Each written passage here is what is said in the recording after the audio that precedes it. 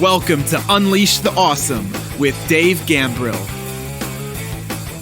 All of us have unique skills, talents, and abilities that aren't being used to their full potential. Our mission is to share the people, tools, apps, and other resources that will help you unleash your awesome on the world.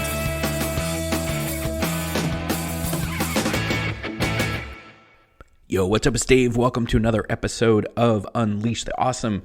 Today I want to share with you my primer learning framework. Primer, P-R-I-M-E-R. Before we get into it, let's talk about the definitions of primer or primer, and that's why I came up with this acrostic. So a primer is a substance used as a preparatory coat on previously unpainted wood, metal, or canvas, especially to prevent absorption of subsequent layers of paint, right? So basically it's the laying down the foundation so you can paint on it and the paint will look better. It's also a cap or cylinder containing a compound which responds to friction or an electrical impulse and ignites the charge in an explosive. If you pronounce it as primer, spelled the same, it's an elementary textbook that serves as an introduction to a subject of study. So however you want to say it, however you want to pronounce it, primer, I say primer, but that's my framework for learning. And let me share that with you today. And the way I think about this is, as I'm trying to learn something new, especially if I need to do a deep dive and I really want to understand something, especially if I'm going to invest in it or it's going to have something to do with my business, or maybe it's a medical or a health thing that I'm facing and I want to learn something quick and I want to learn it effectively, here's what I do. Okay, so if you want to take notes, just write primer on the left-hand side of your page going down, right? P, R on the next line, I on the next line, M, E, R, all the way down. The P is for prepare. So one of the things I do before I'm learning anything new is I think about my learning style, which there are typically three different ways of learning. There's auditory, there's visual, and there's kinesthetic. Kinesthetic just means moving or doing. I am typically an auditory kinesthetic learner, which means I can listen to things and learn them pretty well, and I really reinforce the learning. And actually, most people will reinforce the learning through doing. Right, so I know there's two things. Visual, I'm okay, but really auditory, I'm really good at. If I just sit and listen and pay attention, I can retain stuff really well. Maybe some of you are more visual learners, right? But I think about that and I take that into account. I also think about the biases that I might have about the subject I'm about to look at. So if there are some things that I have a viewpoint on, I start to think about other people who have a differing viewpoint because I want to make sure I listen to that or read that as I'm going through my learning process, right? So I look at some of my biases, I look at where I stand on something, I look at what maybe I need to unlearn, right? Because one of the most difficult ways or things to do when you're learning is the unlearning process, right? So I think about what I already know, what my biases are. I also will revisit real quick my personality reports, or at least think about them. So if you've taken DISC or one of those other things, strengthsfinders, I'll look at those and remember those, right? Because those are the lens through which I tend to see the world. And if you want to get access to some free reports, I'll put a link in the show notes for you. But that's the first thing I do. So I just prepare. I think, okay, where am I? What's my current reality? How do I currently see this situation? What opinions do I have about it? What are my biases? What could be my potential blind spots, right? So I just do some thinking and preparing. Okay, so the P is prepare. The R in primer is research. So I look at who are the people to learn from in this space. And for this example, I'm going to talk about cryptocurrencies. This is not investment advice. This is for information purposes and entertainment purposes only. Go do your own due diligence, blah, blah, blah. But as an example, if doing research, right, I would look at who are the people that have thoughts about this and who are the people that I should listen to, pay attention to, what podcasts, books, YouTube videos should I watch? And so I looked at some people, and one of the cheats here, or the life hacks, is if you find people that you know are very thoughtful and do their own homework, you can look at who they might look at, right? So in this case, I know that Tim Ferriss, the guy who wrote the 4-Hour Workweek, and I refer to his book probably more than any other on this podcast, he has his own podcast where he interviews people. So he had some people on talking about cryptocurrency, the pros and cons, and he had 3 episodes of that. So I'm like, oh, I'm going to listen to those. And they're long form. They're like 2 hours each. I think one of them's almost 3 hours. So I listened to those, and I'll put the links to them for you if you want in the show notes. But what are those? And then I also look at some old school investors that have been around a while. So I looked at what Warren Buffett would say about cryptocurrency, what Jamie Dimon, the CEO of JP Morgan Chase, would say about it, things like that. And And I would say, okay, who are the thought leaders in this space? So what books, what podcasts, what YouTube videos do I need to watch? For books, I tend to like to do it on my Kindle, because I don't know if you know this, but on Kindle, you can take notes and highlights. And if you go to, I forget the specific link, I think it's read.kindle.com/notebook maybe. I don't know. I'll put it in the show notes for you. You can see all of your notes and highlights from all your Kindle books, right? So even though I just told you I'm a audio kinesthetic learner, there's some stuff that's not available in audio format. And so I'll read it on my Kindle. If they have an audio book, I'll listen to it in Audible. And I'll put a link to that, my affiliate link in the show notes as well. You get a good deal on Audible. So I find out all those things. Okay, what do I need to read, listen to, pay attention to, especially podcasts? Because a lot of times I find when I listen to really good podcasts and really thoughtful people, that they will also recommend some books and then some things that I can do, some follow-up research, right? But here's a word of caution. Anybody can have a podcast. Anybody can have a YouTube channel, right? You need to determine whether or not you should be listening to these people. And one of the things I'll look at is, do these people have success in the marketplace? Are they bringing on reputable people? Another thing I'll look at in my research is venture capitalists. So I'll see if any huge venture capital companies or angel investors have made bets on things in the past, and if they're making a bet on this current thing that I'm thinking about, and what their success rate has been, right? So when it comes to cryptocurrency, I've realized that Andreessen Horowitz had a bunch of investments in cryptocurrency and crypto-related things. So I'm like, all right, they're putting their money where their mouth is here. These are some people and some organizations I should probably pay attention to. So in my research, I figured all that out. Okay. By the way, if you want to maybe get free ebooks or check them out from your library or listen to maybe free audiobooks, many libraries have apps. Two of them that I can think of are called Libby and Overdrive. And oftentimes you can check out digital copies of either the audiobook or the Kindle version, I don't know what else you want to call it, ebook from your library for free. So check out those apps. Again, Libby and Overdrive. Okay, so after I figured all that out, the books, the podcast, the videos I need to watch, that's the research piece. Then I move to the I, which is immersion.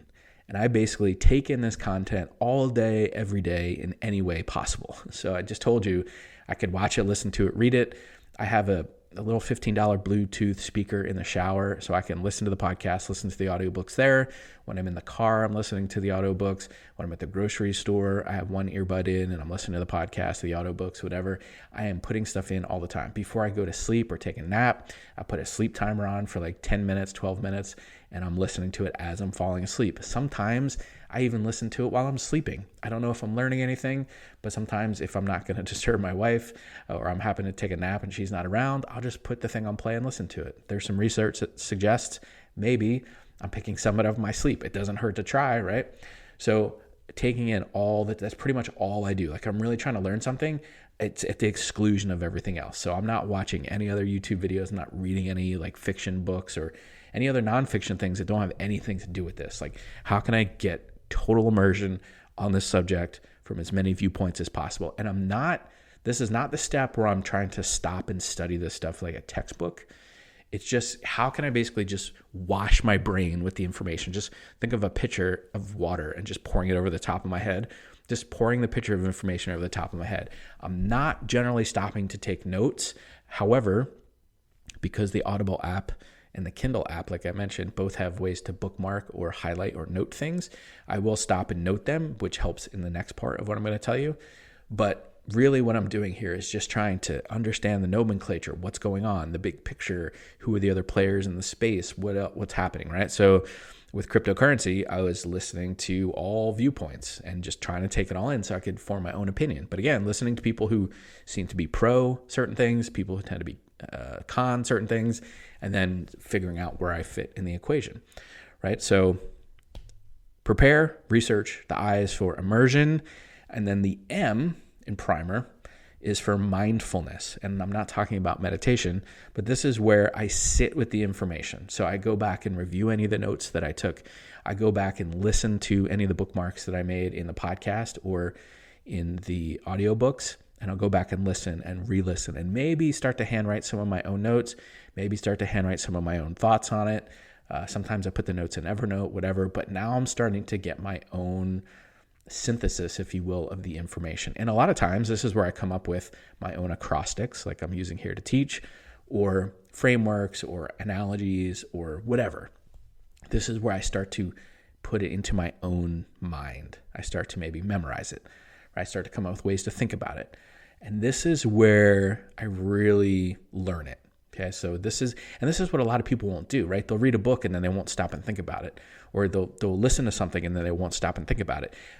In the immersion step, I'm just putting it all in. I'm not really forming much of an opinion or thinking too deeply about it, but what it's doing is it's kind of like dumping the puzzle pieces on the table, okay, in the immersion phase, and I start to see the corner pieces and the edges of the puzzle, right? Many of you know that if you build a puzzle, if you can find the edge pieces and the corners, then it's a lot easier to start filling in the middle, right? So the immersion piece for me is like, what are the puzzle pieces and where are the corners? Where are the boundaries of this conversation, right? Where are the outlines of this? And then when I get to the mindfulness piece, then I start seeing the pieces on the inside and I start seeing where they lock in together. And sometimes, because I'm learning and I have my own opinions and I've thought about other things from other places, sometimes I'm creating my own puzzle pieces to fit in, and some of my own expertise or my own experience helps me put it all together. But this is the one piece that a lot of people forget. This is the one step that people just won't do. They won't sit and think about it. Sometimes I'll just sit in a chair. I have one of those, like, I don't know what they call them, like anti-gravity chairs, but whatever. It's just a chair that leans back here in my sunroom. Sometimes I'll just sit back and close my eyes and fold my hands and lay them on my chest, and I'll just think about the subject and all I've learned about it, right? And so I don't have my Kindle, I don't have earbuds in. I'll just sit there and think about it. I'll be like, okay, what have I learned? What is this all about? What does this look like? What does this sound like? What does this mean to me? What can I do with this? What should I do with this? What should I not do with this? What is not making sense? What flies in the face of things I already learned? Does the thing that I just learned unprove what I already knew? Is there advances in the information? Whatever, right? So I go, okay, think about all this stuff, right? So the mindfulness piece, this one sometimes takes a bit, right? I might sit on it for a few days. It's almost the exact opposite of the immersion piece, where the immersion piece is just me getting loud, turning up the volume on the information and pouring it in. And the mindfulness piece is getting quiet. So I might not listen to anything in the shower. I might not listen to anything in the car. I might not listen to anything at the grocery store. I might just sit outside in the sun and have the birds playing in the background and chirping in the background. And I might just sit there and think about the thing. And okay, how can I frame this, right? So that's probably the most important piece that most people are not doing, the M, mindfulness. Okay. The E in primer is execute. Okay, then now that I know this stuff, or I'm learning this stuff, how can I put it into play? How can I try it? How can I see what's going on? So going back to my cryptocurrency example, when I first learned about Bitcoin and Ethereum and some of those other things, I'm like, how do I invest? How do I do this? And so I went and I got a Coinbase account. Again, this is not investment recommendation, but I'll put my affiliate link in the show notes for you if you want to go try it yourself. And I bought some Bitcoin. How do you do it? What does it look like? What can you buy do you have to buy a whole Bitcoin? Like, these are questions I didn't know.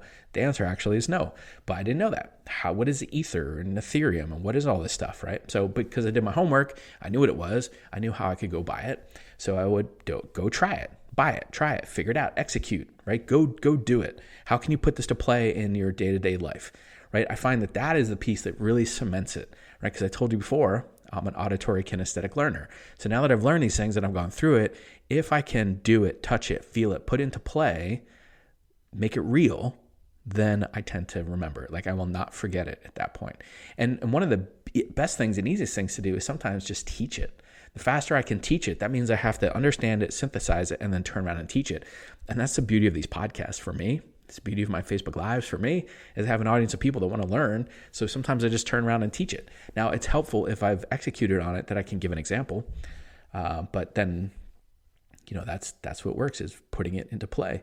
If you want another example of this, I did a podcast episode called Seth, Godin and the Magic Chocolate. I'll put the link in the show notes for you.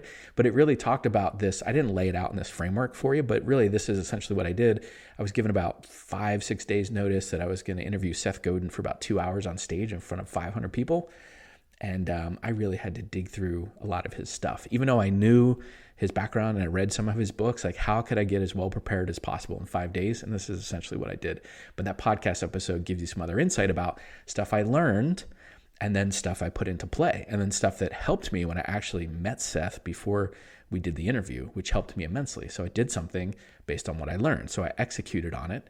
And I think it was the thing that made all the difference in the world. And the hint for you, it had something to do with chocolate. Okay. So execute, put it into play, teach it, bring it up in conversation, ask other smart people that know about this thing about it. Like start wading into the conversation, join Facebook groups, go look at LinkedIn groups, go listen to other podcasts that talk about it and see if you can start finishing the sentence or see if when they start talking about something, then you can visualize it and have your own metaphors, your own similes, your own stories, your own things, right? Execute. Okay. So far we have prepare, research, immersion, mindfulness, execute. And then the last R is repeat. Repeat as necessary. So either repeat on this subject itself, or maybe you've learned something that you need to go back and then research again, right? So as I was thinking about cryptocurrency, I'm like, okay, what is the blockchain? Let me just learn about that. Okay. I didn't really learn about whether or not Bitcoin was a store of value and similar to gold, but that came up in conversation. So I went back and I'm like, okay, I need to revisit this. Let me dig into this. How are people looking at this? How does this differ from fiat currencies? How does Bitcoin differ from Ethereum? Why are they different? How are they the same? Are they the same? But they're both cryptocurrencies, right? So it's like I had to kind of go back and like, okay, let me do this for Bitcoin now. Let me go back and do this for Ethereum now. Now I understand these two. Now I feel more confident investing in them. And so I do, right? So, and then repeat on other subjects as necessary. But I think that's the one thing that people forget too, is they're like, okay, now I know everything there's to know. No, this is an ever evolving landscape. Things are changing all the time. You need to continue to unlearn and relearn. So how can you go back and repeat whether you need to learn on that? And this is called layered learning, right? Through this first go at it, we got a foundation, but then you repeat, you go back and you go, okay, now that I know what I know, what else do I need to look at? If it deserves that. Some things don't deserve a repeat. Some things you just need some topical knowledge of, and it's fine. There's some things that, like a project or something my kid's working on at school or something they're doing with their extracurricular stuff, like I don't need to study it at this level, right? I just do a quick pass and go, okay, fine, I understand it. Okay, great, right? I'm not going to repeat it. But in stuff that has to do with my business or stuff that has to do with my health or stuff that has to do with my family and our financial future, yeah, I'm going to repeat. I'm going to go back and look at it. I'm going to go back and revisit my investments. I'm going to go back and look at some of the stuff I put into play years ago that's on automation, and should I revisit it? Should I be spending my money elsewhere? How should I be investing in this? Like, yeah, I'm going to repeat it. Okay, so the R in primer is repeat as necessary. All right, so let's review the primer learning framework.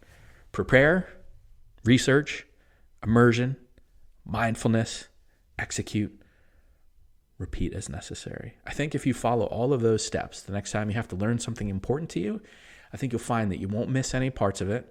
You'll have everything there necessary. And I think it's one of the most efficient ways to learn, because you're going to look at it going into it. You're going to think about your biases. You're going to think about what you might need to unlearn. You're going to be intentionally thinking about learning. I think a lot of people just go, I need to learn something, and then they start reading a book, but they're not intentional about this process. How do I learn? What do I need to learn? What do I already know? What biases do I have? What are the pros? What are the cons? Who's for it? Who's against it? If you go into it with that mindset and you purposely make sure that you try to get some balance in your information, then when you get through all this process, you have a much more well-rounded, critical thinking type learning experience, right? And that's what I think actually is missing in the world right now for a lot of things, is people just take whatever they see as face value. Whoever said it, they don't even do any research. But I think when you go through the primer learning framework, you will be much smarter and much more thoughtful and have done the critical thinking necessary for you to do the things that are required for you and your family to unleash your awesome on the world. See ya. Thanks for listening to Unleash the Awesome. Please be sure to subscribe, rate, and review wherever you listen to your podcasts. And please share us on your favorite social media platforms using #UnleashAwesome.